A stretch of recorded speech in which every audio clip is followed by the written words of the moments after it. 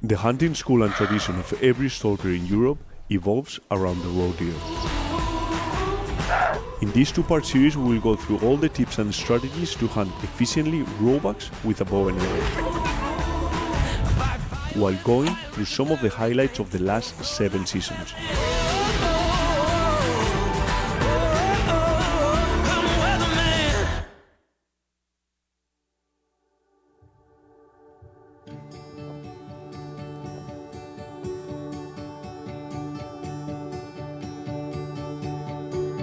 Roe buck hunting means everything to me. It's how I started hunting and how I learned everything that I know. I started hunting with my father when I was 5 years old, and when I got to 14 years of age, I was able to get my license and started hunting with the shotgun. And by hunting with the shotgun is when I got really hooked about hunting animals really in close range, and that's when I decided to pick up a bow. I have to admit that it was a rough start. It didn't take me long to hunt my first wild boars with a bow and arrow, but the roe bucks was completely different. It actually took me 3 seasons to harvest my first roe buck with a bow. Despite those 3 years may look as a big failure, all the mistakes and lessons that I learned made me probably the bow hunter that I am today. And still, a couple of decades later, roe bucks still teach me something every single day. And I think I wouldn't be the same hunter without them.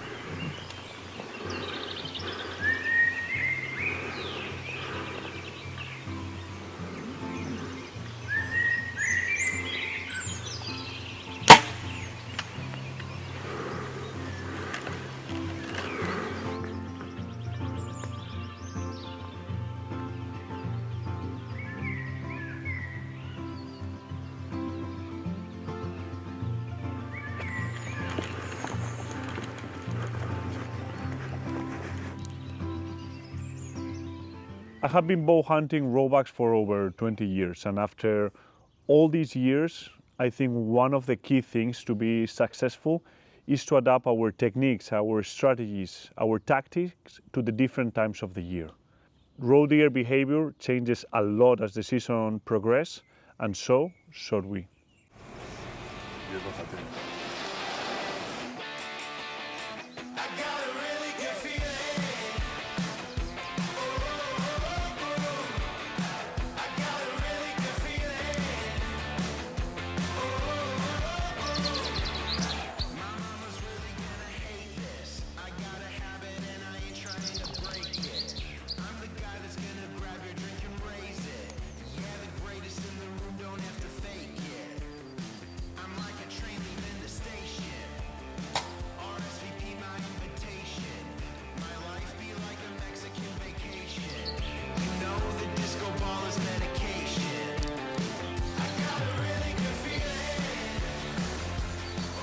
The season in Spain starts in April, right when the roe bucks have scratched their velvet off and they are starting to mark their territories. At the same time, as the spring arrives, the crops and fields start growing, which pushes the roe deer out of their forest in search of the first green sprouts.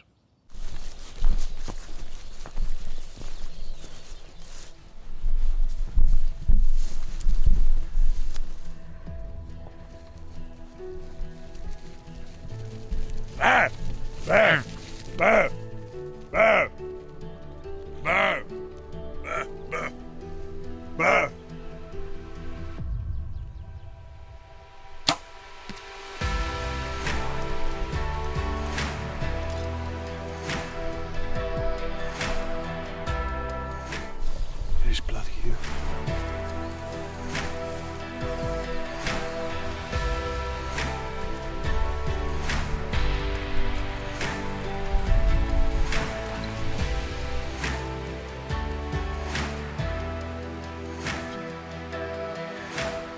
Roe bucks are a very territorial animal, and during this month is when they fight to define their territories. This leads to a lot of activity, as the males will go back and forth marking their areas, challenge other bucks and so on. Exposing themselves more than usual will give us a lot of chances.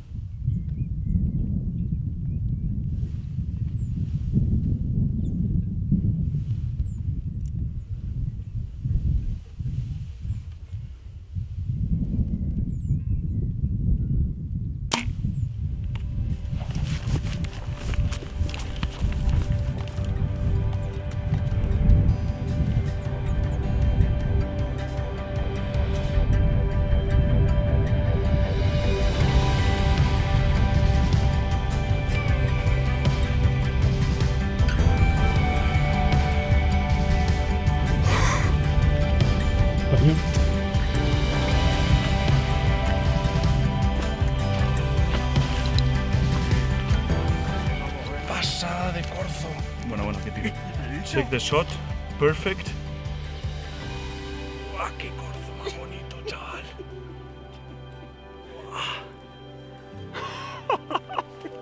Aquí, Gracias, tío. Yeah. This time of the year, as the spring begins, the first green areas start outside of the forest, and both bucks and does will hit those areas very regularly, which makes them very easy to pattern, and waiting on those places can turn to be very productive.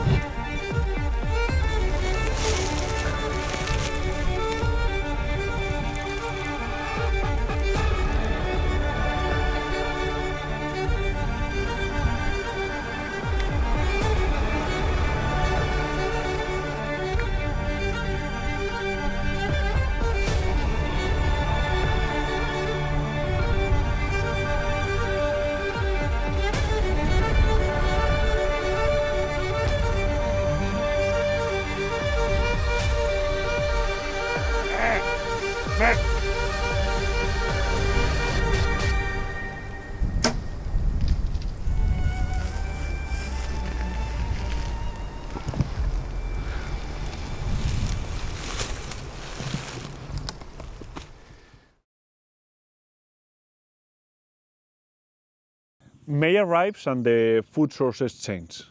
Roe deer is a very selective eater. It will eat a little bit of many things, so it will be very picky on where and what it eats each day. The crops that were very appealing in April are not anymore, and deer will look for the green pastures that have grown full of life and flowers.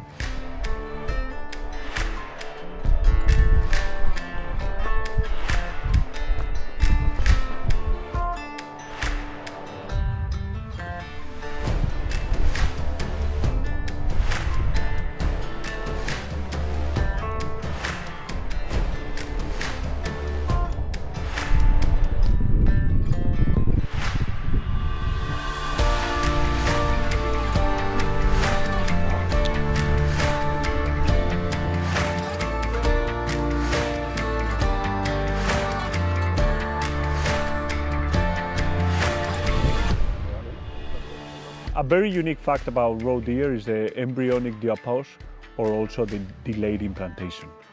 Deer will rut in July, but still give birth to the fawns in the spring, where food is more abundant, which that's around 10 months for only a deer that weighs 25 or 50 pounds.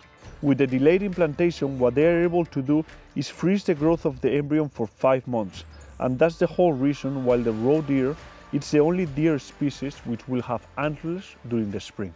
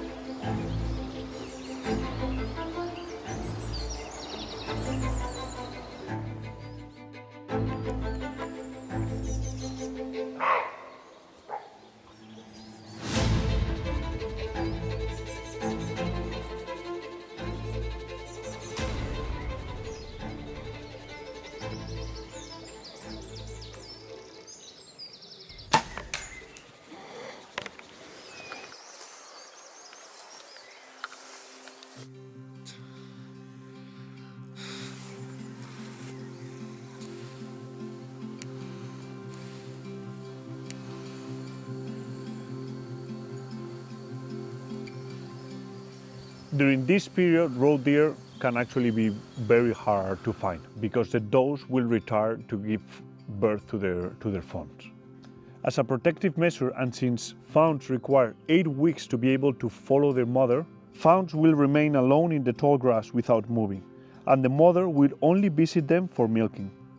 It is very typical to see people grabbing them thinking that they are abandoned, which most often leads to the death of the fawn, or actually attracting opportunistic predators like foxes. It is crucial to leave them alone and don't disturb the areas.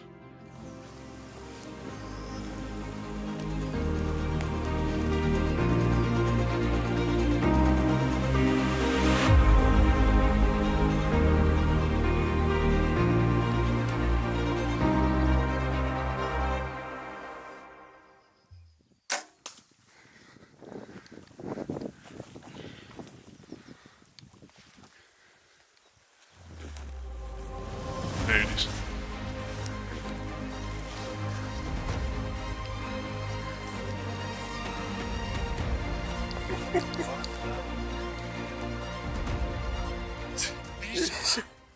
I have never seen this. Check this beautiful buck. Looks like super old already, going down. June is a really tough month to hunt roe deer. There is a lot of food inside the forest, the days are getting longer, they are getting warmer, and it's very hard to see them. The grass is also really tall, all the trees are full of leaves, and it feels somehow like all those bucks that you were seeing during the season, they are just gone, they are disappeared.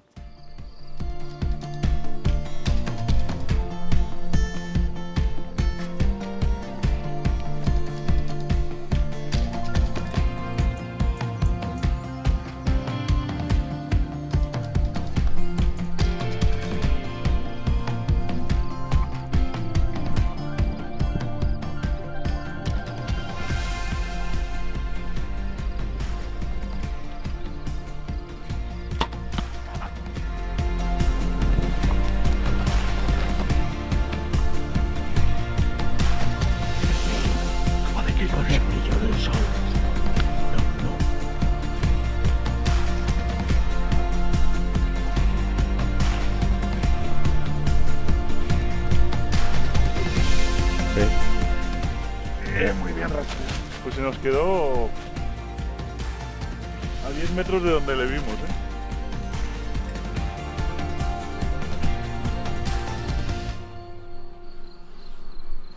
The thing that will mark a difference during this month is how good you know the roe bucks. If you have done your homework and you know their bedding areas, their food sources, how they're changing, what trails they're getting, the dose and the type of movement, and you really understand what they do, sooner or later they will give you an opportunity.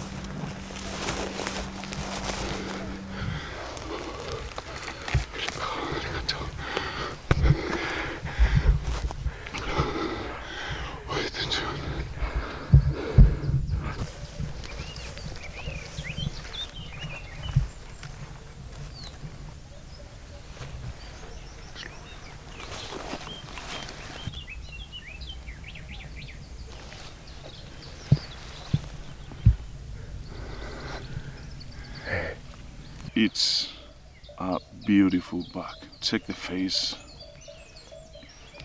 Definitely the dominant buck of the area.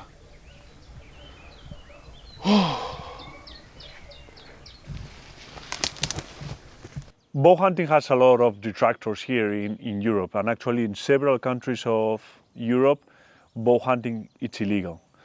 And it's pretty sad because I think when you experience it firsthand, there is nothing like it. When you are after 3 months of hard work, you are able to put yourself into bow range of an animal without the animal knowing you are there. You get at full draw, everything is in silence, you take your shot, perfect arrow, the animal doesn't know what happens, makes a short run, falls, and the whole forest, you haven't disturbed anything, there hasn't been any noise. Nature keeps moving, and the feeling of peace inside you and the feeling of connection with nature, it's something that you cannot find anywhere else.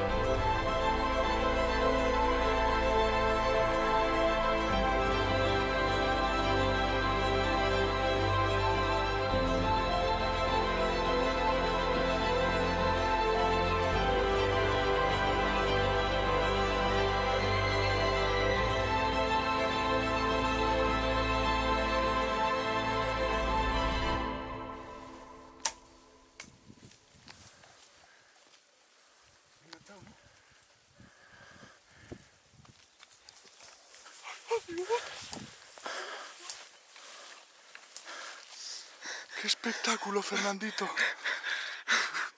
¿Qué opinas, tío? Me comían los mosquitos. Mira, sido... ¡Qué tensión! ¡Una madre que te mandó!